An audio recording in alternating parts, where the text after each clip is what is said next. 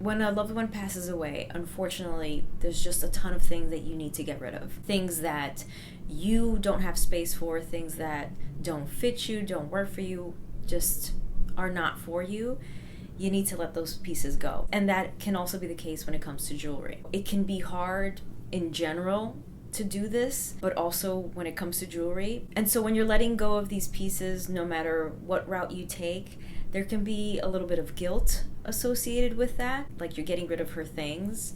There can also just be an attachment issue where this is something that my mom wore all the time, and so I can't let that go. However, if and when you do come to the decision that these are pieces that are not serving you, that you don't need, that you don't want, then let me tell you what I did. And this option might be great for you. Hey there everyone, this is Jessica from domesticatedme.com. Today's video is a little bit different. I'm gonna talk about what I did with my mom's jewelry after she passed. Don't worry, I'm gonna explain why I'm wearing only one earring.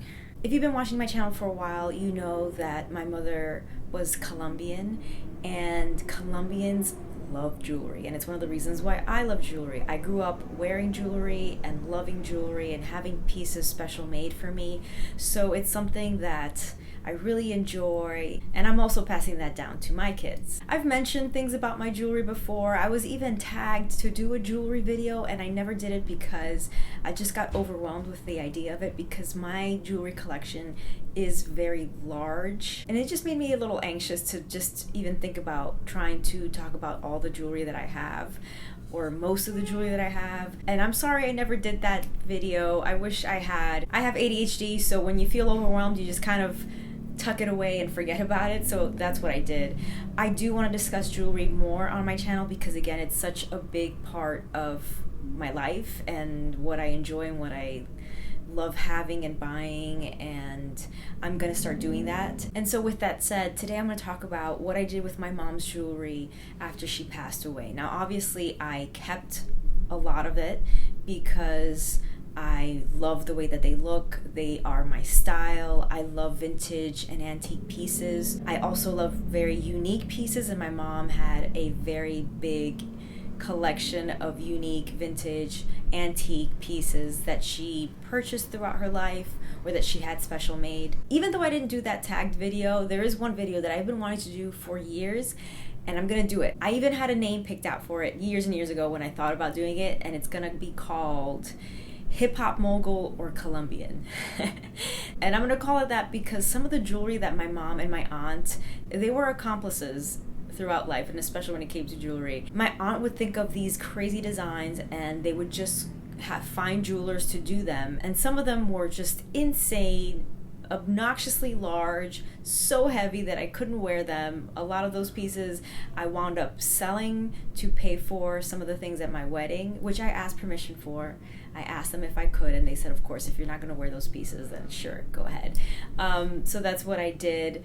But I have kept some of them because they are just, I can't let them go. There's just no way that I can let them go. So anyway, my mom wound up giving me most of her jewelry anyway, like a couple of years ago after she had gotten sick. So I've had them with me, and I've just stored them, and I'm going to go through my storage in another video as well. But I just kind of store them, and then after she passed, I really sat down and looked through everything in the collection. And some of the pieces I obviously kept because I love them. I'm wearing them right now. This is a wedding band that my mom bought her mother. And so this was worn by my grandmother, my mom, and now me. And this is something that I will never let this go. I will use it.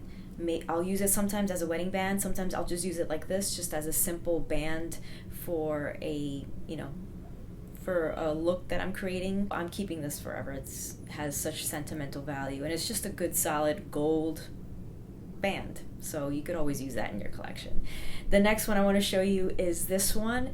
This is a frog that wraps around the entirety of your finger. So the legs wrap around. So this is the frog, and it has diamonds, emeralds, rubies, and sapphires. And then the legs wrap all the way around. See the feet right there?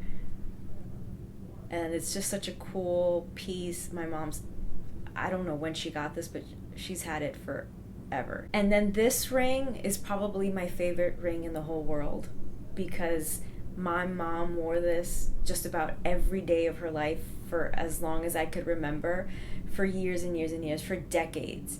And I love it because of that sentimental value, because she wore it every day for decades. But also, I just think it's absolutely gorgeous. So this is a Colombian gold with a Colombian emerald ring. Look at that teardrop emerald stone. Absolutely stunning. And then you can tell that it's old because of the style. I love the peaks. I think it's so, so cool. And then it has little pre-Columbian figures on the side. And I just love that. I think it's absolutely gorgeous. It's an homage to my heritage.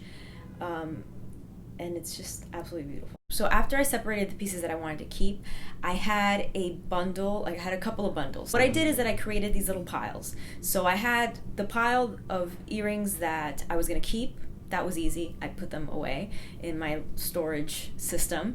And then I had a pile of things that I thought were real gold, or I knew were real gold, but just wasn't my style. Pieces that I knew I wasn't going to wear, and I didn't want to keep. And so I considered selling it, but I'll get to that later. And then I had a pile of jewelry that I thought was costume jewelry, but I wasn't exactly sure. Just the look of it, the feel of it, I didn't think they were real diamonds, didn't think they were real stones, or didn't think it was real gold. It might have just been really nice costume jewelry. And my mom did also enjoy costume jewelry, so she had a big collection of costume jewelry. But this was a pile of things that I was pretty sure was costume jewelry, but I wanted to have them checked just to be sure, just so that I didn't have that regret or that doubt in my mind that, I really hope that ring wasn't gold, because it was a really chunky ring and I could have used it, I could have sold it, or I could have kept it, I had a pile of things that were costume jewelry that I know are costume jewelry. I set that aside. I am no longer a costume jewelry person. I never was a big costume jewelry person, but when it came to designer costume jewelry, I was a fan, but I'm no longer buying designer costume jewelry. I've talked about that in my videos. So it's stuff that I don't want to keep, and it's costume jewelry, and I just kind of figure out where I can sell those pieces or donate them. Then I had a pile of pieces that I wanted to keep, but there were things that I needed to fix. Either a stone was missing, a stone was cracked, the jewelry was cracked, or I needed to have it altered in some way. So I am super fortunate that the person who helps me with my son, her husband is a jeweler. And I love my sitter. She's amazing. She's someone that my family has known for a while. And so I trust her. And her husband was absolutely lovely. It is so crucial and imperative, no matter if you want to sell jewelry or get it fixed or get it checked to see if it's real or insured, you have to find someone that is really trustworthy. And unfortunately, in that avenue, I can't help you out unless you're in Queens or in New York City. Reach out to me, because I can recommend you this jeweler, because he's wonderful. He's someone who's really honest and great with his opinions and alterations, and he's just fantastic work. So anyway, one of the pieces that I needed to have fixed were these earrings, and the reason why I have only one of them on is because I need to walk you through it. These earrings, I have no idea where my mom got this, and I did ask her, and I don't think she could remember where she got it. But this earring was actually a couple of pieces. So this bottom, the part that dangles, that was a separate piece. Then the post was separated, and then the backing was separated. So it was 3 pieces, and I do believe that I have another 2 little dangly things, like little chandeliers, that you could switch them in and out. So if you wanted the dangly, like the long dangly, you could take that out, and then you can put the little small chandelier earrings on them and then wear them. They were fantastic, unique. I would have kept them like that if I could. Unfortunately, the issue with these original earrings is that the post was way too thick, and I could not get them through my piercing. Could not get it through. So I asked him if he could look at them, and he said, listen, I don't know what I can do. I might have to just weld them together. Are you okay with that? But again, this is the great thing about having a good jeweler, is that he can explain the process and tell you what he might have to do and get your approval before he does anything. So I said, I trust you, they're in your hands, do what you can. And so what he ultimately did was he welded the dangly piece to the post and then switched out the post. And then what I do always recommend is to have a screw backing, because you don't, I mean, these pieces are beautiful. You don't want them to easily pop off and then lose something. I like to have screws for my earrings. So that is what he did. I still have the little other chandeliers. I might just make those into just a separate pair. But I gave him a ton of work to do this time around, so I'm going to give myself a few months. And then I found more jewelry at my mom's apartment. So I'm going to give him some months. I'm going to give myself a couple of months of a break. And then maybe next year I'll give him another batch of things that I want fixed and checked and altered. So anyway, so that is what I wanted to show you. But these, how beautiful are these? And he cleaned everything that I gave him. He cleaned them and polished them so they're just gorgeous. I mean, look at the texture on this. This has to be antique. Like this has to be decades old, because no one makes jewelry like this anymore. So he changed the post. He made the post thinner, but still with a screw backing, and so it threads. Yeah. So there you go. So it's got that threading at the end. There we go.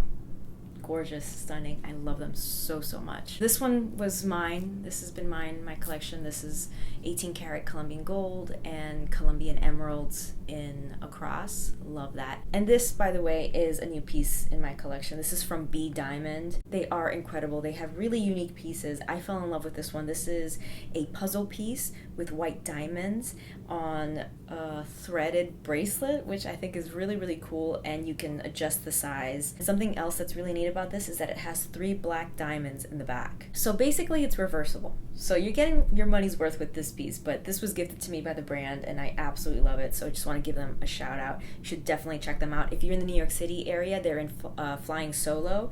If you don't know, Flying Solo is like this really chic, like department store type where they host independent and emerging brands. It's like where you go when you want to know who are going to be the future designers, who are going to be the designers of the future. That is where you go. So love this, highly recommend them. I'll link to them below. So again, having someone that you trust, who's trustworthy, someone who will tell you this is, I can't do this, it's not possible, or I might have to do this instead, who can be straightforward with you like that, I really appreciate that. He also just gave me his expert opinion on things, which I really appreciated. This is one of the pieces that I was thinking about selling.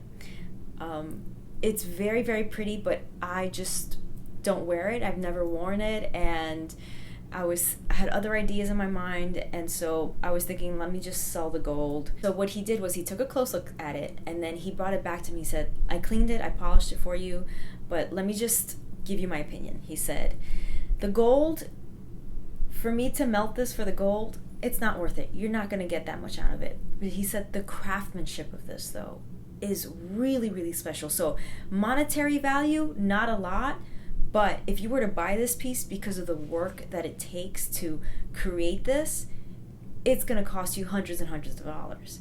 So he said, I personally, I'll melt it if that's what you want, but I would keep it. And so with him giving me that opinion, I was like, yeah, okay, I'll keep it. You make total sense, and you're right. And it is a nice piece. And if it's not worth me selling, then why not keep it? And I showed it to my daughter, and her eyes just opened up. She loved it. It's been really nice to see her. She just turned 13, and it's been nice to see her take an interest in jewelry. She wants to wear jewelry, and she wants to see all the pieces, and yeah, she loved this one. And this is really nice as a choker. It's really pretty. Yeah. So thanks to his opinion, I was just, if I brought it to just some place, like we buy gold places here in New York City, they would have just melted it and given me, whatever for it.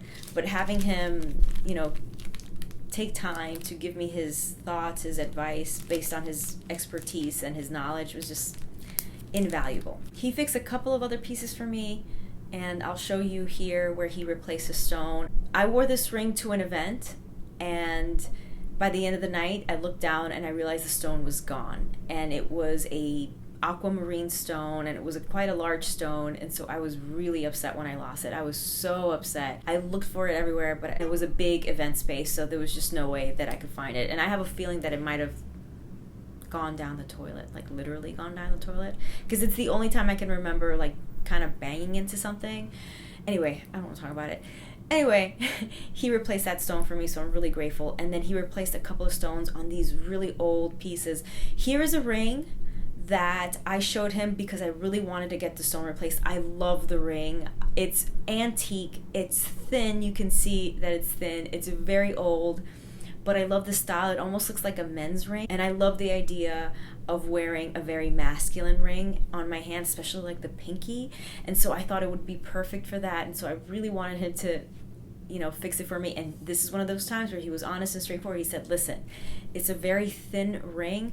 I don't know if I'll be able to fix it. I will do my best. And he made it happen. He replaced the stone with another aquamarine stone. Originally, I wanted emerald, and so that was a little bit of a mistake, but that was my fault because I'd given him so much stuff to do.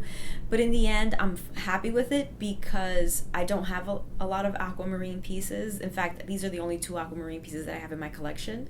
So it's nice to not have everything be emeralds, to have something a little bit different. So I'm happy with it. Now remember I said I had a huge bag of things that I was certain was costume jewelry, and I just wanted to just make 100% sure. I was like 98% sure, but I wanted to make sure that I was 100% sure before I sold it or donated it. And again, this is where an honest jeweler is key, because he took a look at it and he pulled out 3 solid gold rings from there and a silver ring. And he was like, this is gold. This is gold and diamonds. This was one of the ones where I wasn't 100% sure if it was real gold and diamonds. More so, I wasn't sure if the stones were real diamonds. And I mean, look at how thick this is. It is 100% real gold and real diamonds. And I wasn't planning on letting this one go either, because my mom wore this so much. So even if it was costume jewelry, I would have kept it. But there you go. Someone who wasn't as honest would have just taken it and said, no, you're right, this is all costume jewelry, and just kept it. So I'm so thankful for him for that. When a loved one passes away, unfortunately, there's just a ton of things that you need to get rid of. Things that you don't have space for, things that don't fit you, don't work for you, just are not for you. You need to let those pieces go. And that can also be the case when it comes to jewelry. It can be hard in general to do this, but also when it comes to jewelry, because if they're pieces that you've seen your loved one wear, then it's going to be difficult to let those pieces go because they have a sentimental value. And so when you're letting go of these pieces, no matter what route you take, there can be a little bit of guilt associated with that, because this is something that your loved one owned and had, and this is her, for my case, it's my mom, so it was hers, and there could be a little bit of guilt to that, like you're getting rid of her things.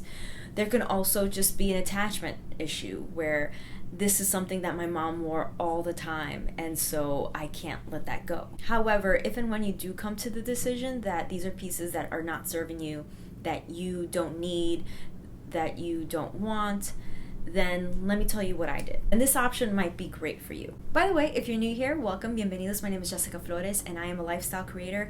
I make videos about fashion, beauty, DIY projects, family, travel, and so much more. So if any of those topics interest you, go ahead and click that subscribe button and the bell icon next to the subscribe button so you can set your notifications on for all. I make new videos every week, but I don't have a set schedule, so if you have your notifications on, you won't miss a thing. In my case, I had a bundle of real gold jewelry that I was never going to wear, was not my taste, and I just was not going to keep in my collection. And so the first option is obviously selling the gold and getting money for it that you could use for whatever expense. However, there was one piece in my mom's collection that really gave me this idea. My mom had a saint pendant that she wore all the time, nearly every day for many, many years, and it was a pendant of Saint Lazarus. My mom was not a Saint Lazarus, devotee. She loved Saint Jude. She loved Saint Jude my whole life. We have Saint Jude statues. She had Saint Jude prayer cards all over. She loved Saint Jude, and whenever she would pray for something, she would pray to Saint Jude or the Virgin Mary. So there was an attachment to that pendant for me because I know that my mom wore it all the time. But I knew that I didn't want to keep it because I have no attachment to the idea of St. Lazarus or the actual pendant of St. Lazarus. Like, I know that I wouldn't wear it. It would just be in my collection. So I thought, what can I do with this piece so that I can keep it, but make it something that I could wear or want to wear? And so that ultimately led me to have a discussion with a jeweler about all these pieces that belonged to my mom, that were real gold, that I didn't want to wear, and what we could do with them. And so we decided what we would do is that he would melt those down and then create jewelry pieces for me that I will love from the gold that belonged to my mother, that was worn by my mother, for my kids. And then I was also able to get a piece for myself in there as well. So anyway, let me show you. So the first thing that I immediately thought of was making pendants for my daughters and my niece. And I wanted them to be initials. So Catalina and Clara both have C's in their name. And so he made them these beautiful, simple letter C pendants. And so Catalina and Clara now have the exact same pendant, and I love this because it's never going to go out of style. You know, a little pendant with your initial on it, people will wear this forever and ever. It's never going to be out of style. Even if it's not popular, it's still not something that is dated and like, oh, you know, she's wearing that. So I love that. So both my daughters have this exact C pendant. I also had one done for my niece. So I had this one done for my niece, and this one has little crystals on it. And then for my son, my mom had been begging me, bothering me, accosting me to get my son a ring, to put a ring on him. And unfortunately, she never got the chance to see him with a little ring on because he was so young, so little. Right after my mom passed, I looked through the jewelry collection and I found the little baby ring, and it finally fit him. So he's been wearing his antique little boy ring, and he loves it. He's always looking at his jewelry and looks at my jewelry, so I'm like, it runs in the family. So like as soon as he was born, she had been wanting to get him a onyx ring to wear, and so the jeweler made this beautiful piece for him. And it is both yellow gold and it has a strip of white gold on the sides, which I think is so unique, so cool. And then the stone is a nice sized onyx stone. So cute. Beautiful. Beautiful. We got it done a little bit larger, so he's not able to wear it yet, but he has the one ring that he's wearing now, so it's fine. This will fit him in maybe a year or two. But it's fine because the one that he's wearing it in his middle finger, so that one will eventually move on to his ring finger and then his pinky. So we've spaced it out a little bit. Now Catalina had been wearing this beautiful onyx. We like onyx. Onyx is a beautiful stone. She'd been wearing this beautiful onyx ring for a while, but then we went on a trip and we were at a pool that had a slide, and we think that she lost her ring there. We looked everywhere for it. We had the staff at the hotel looking for it. The engineers that deal with the pool, they looked for it. Unfortunately, we couldn't find it. So I think ultimately what happened is that someone found it and just took it. It was a beautiful ring. And so I asked him to basically recreate that ring. And he said, I have enough jewelry to make two, one for Catalina, one for Clara. And so he did. And he did not make it exactly the way that her old ring was. He changed it up. He's like, can I make it different? And I was like, sure, yeah, just as long as it's like an onyx ring, I'm happy. Just I want to replace it for her. And so this is what he did. It's a gold band with an onyx stone in the center and then a ring of diamonds around it. I mean, stunning, absolutely gorgeous. And just look at how thick that is. Beautiful, beautiful, incredible, not only beautiful, but incredible quality. And so Catalina and Clara both have this ring. And so after doing all that, he told me, do you want me to make you a ring?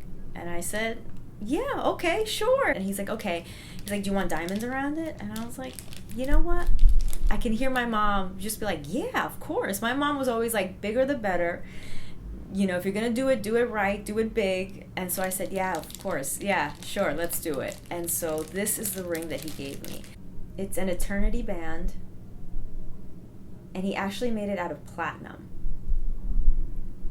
and it's diamonds all around. I mean, gorgeous.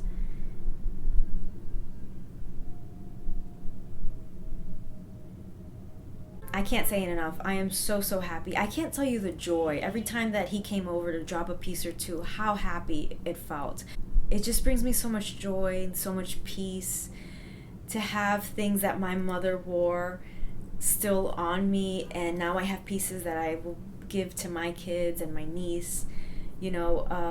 It's just invaluable. I'm just so happy, and I wish the same for you. If you have jewelry from a loved one that you just have tucked away because it's not your style, you're not going to wear it, but you just can't get yourself to, sell them or get rid of them some way or donate it, this is a really great option. Just have those pieces melted and make something that you will wear and love. And so in that way, you're just keeping these pieces, but keeping them in a way that you will actually enjoy them. You'll wear them.